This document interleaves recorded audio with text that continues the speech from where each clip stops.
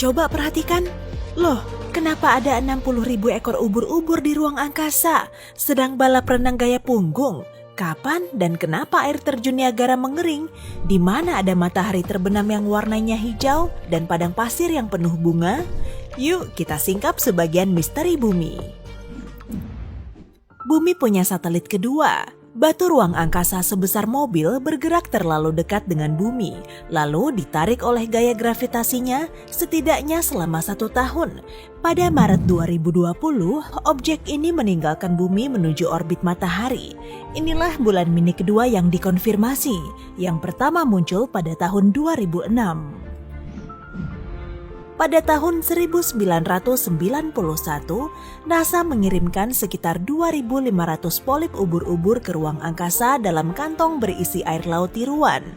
Hingga akhir misi ini, jumlahnya menjadi 60.000 ekor. Para ilmuwan ingin meneliti kemampuan adaptasi ubur-ubur yang dilahirkan di ruang angkasa dengan gravitasi bumi. Tapi setelah kembali ke bumi, bayi-bayi itu kurang bisa bertahan. Kita dan ubur-ubur punya struktur pengindra gravitasi yang mirip.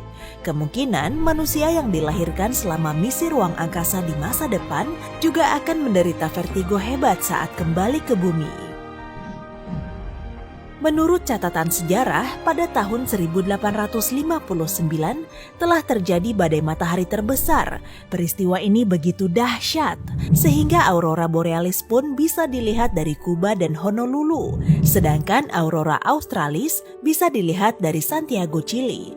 Pada garis lintang yang sama dengan New York, mereka bisa membaca koran dalam gelap hanya dengan cahaya aurora borealis.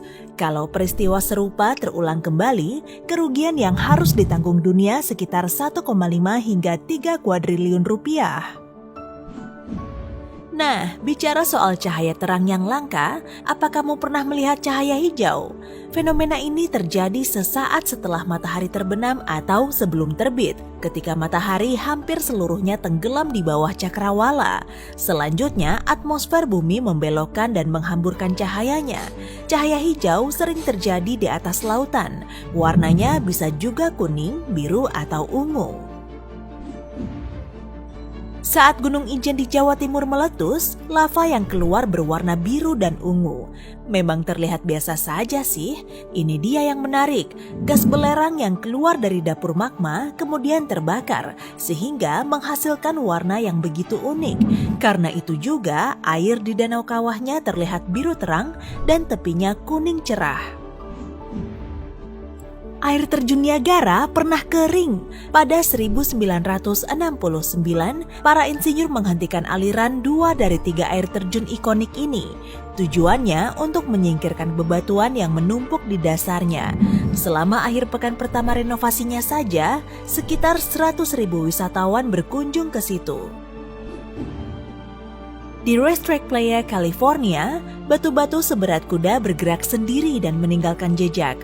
Ada beberapa teori yang menjelaskan fenomena ini, mulai dari medan magnet sampai alien. Akhirnya, seorang ilmuwan NASA menyimpulkan, di musim dingin, air hujan di Playa membeku. Batuannya tertutup oleh es. Saat esnya mulai mencair, angin yang sangat ringan pun bisa menggerakkan batu besar itu. Setahun sekali, selama beberapa saat saja, air terjun di Taman Nasional Yosemite berubah jadi air terjun api. Di musim dingin dan awal musim semi, 2 anak sungai mengalir menuruni tebing granit El Capitan. Saat kondisinya pas, yaitu pada bulan Februari, dan saat matahari berada di balik cakrawala, cahayanya akan terpantul ke arah tebing, lalu membuat airnya berwarna oranye terang. Danakil Depression di Ethiopia merupakan bentang alam yang unik. Kolam lavanya menggelegak, serta mata air dan air mancur panasnya menyala terang. Inilah salah satu tempat paling panas dan paling rendah di bumi, karena sangat jarang mendapat curah hujan. Para ilmuwan meneliti area ini untuk mencari tahu proses evolusi kehidupan yang mungkin terjadi di planet lain. Kebanyakan dari mereka menamakan tempat ini sebagai tempat lahir manusia. Sebagian tempat di bumi punya gravitasi yang lebih kecil. Hudson Bay di Kanada misalnya, dulunya tertutup oleh gletser yang sangat tebal dan berat selama zaman es terakhir. Saat mulai meleleh, es mendorong keluar bertonton massa batuan. Semakin kecil massa suatu benda, semakin kecil pula gravitasinya. Di tempat ini, bumi akan butuh waktu 5.000 tahun untuk kembali ke bentuk semula. Ada danau dan sungai bawah air di samudra.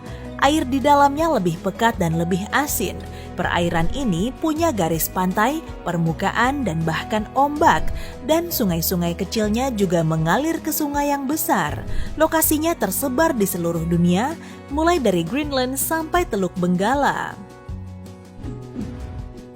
Salah satu ilusi optik alami yang paling unik di dunia adalah air terjun bawah laut di pesisir Mauritius. Tenang, pulaunya tak akan amblas ke bawah laut kok. Pasir bergerak melalui arus bawah laut memasuki lautan yang lebih gelap dan dalam, sehingga menghasilkan ilusi perairan di sini 10 kali lebih dalam daripada area di sekitarnya. Dulu ada ombak yang terus bergerak di Brasil. Pororoca yang artinya gemuruh besar di sungai Amazon akan terjadi selama berjam-jam dan bertiup sangat kencang sehingga dapat menumbangkan pepohonan.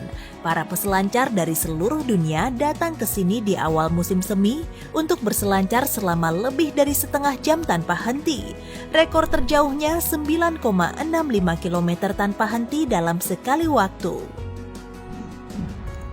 Salah satu tempat terkering di bumi, Gurun Atacama di Chili, berubah jadi taman setiap 5-7 tahun sekali. Dengan curah hujan yang cukup, bunga-bunga akan bermekaran dalam semalam antara September sampai November. Bibit bunga yang jumlahnya melebihi 200 ini telah tertimbun di tanah selama berbulan-bulan, bahkan bertahun-tahun hingga air membantunya tumbuh. Mineral gipsum kadang mengkristal dalam bentuk bunga mawar. Fenomena ini terjadi di daerah berpasir kering yang kadang dilanda banjir. Kelopak-kelopak mawar di gurun ini terbuat dari kristal yang bercampur dengan butiran pasir.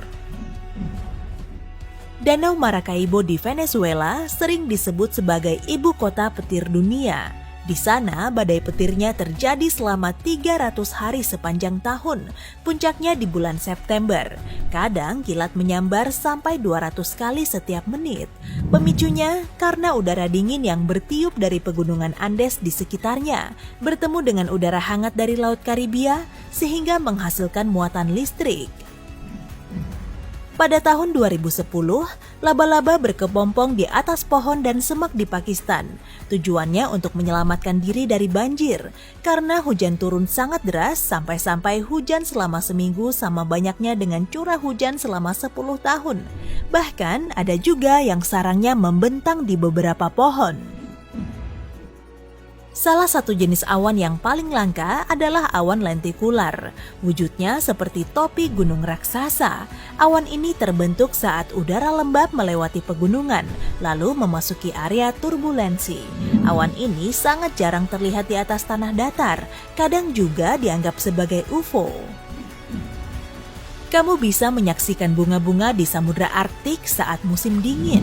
Bunga beku ini terbuat dari es yang menjadi tempat mikroba untuk bertahan hidup.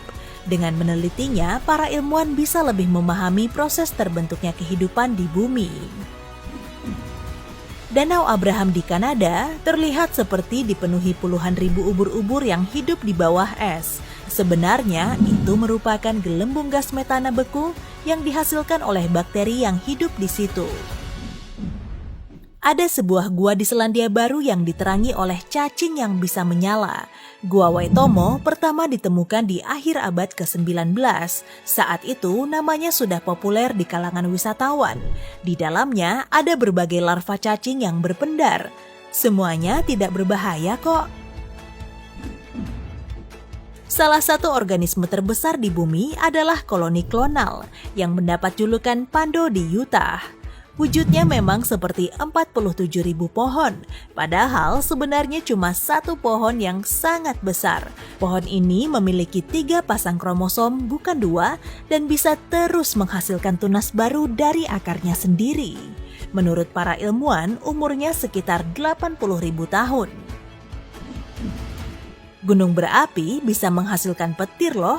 Petir ini terbentuk pada kolom abu vulkanik melalui gesekan dan listrik statis yang menghubungkan partikel bermuatan positif dan negatif.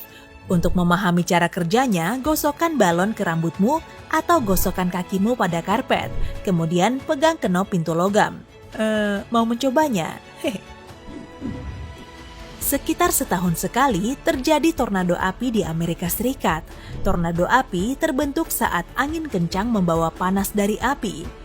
Yah, karena terbentuk dari api atau abu, tornado jenis ini berbeda dari biasanya karena tidak berasal dari pusaran angin.